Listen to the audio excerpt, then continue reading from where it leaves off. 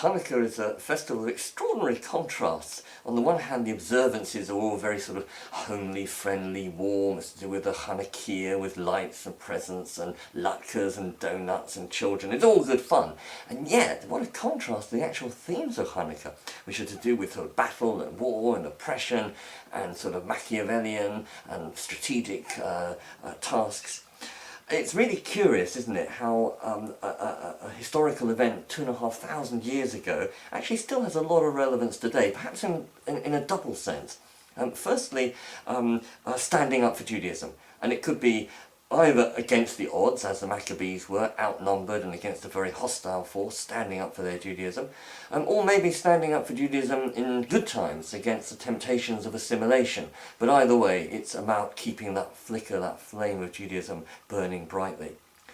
But what I also like about it is its optimistic nature, and I just love the fact that the rabbis decided that although Shammai said we should light 8 candles on the first night and 7 on the 6th and sort of work down to the final night of 1, Hillel has a much more optimistic interpretation. 1 candle on the first night, 2 on the second, going to this sort of enormous sort of crescendo of 8 candles on the last night.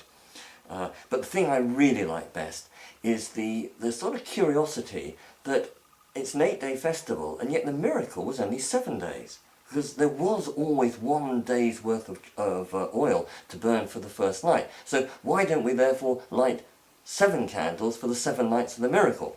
Well, I think the answer is because the first night counted 2.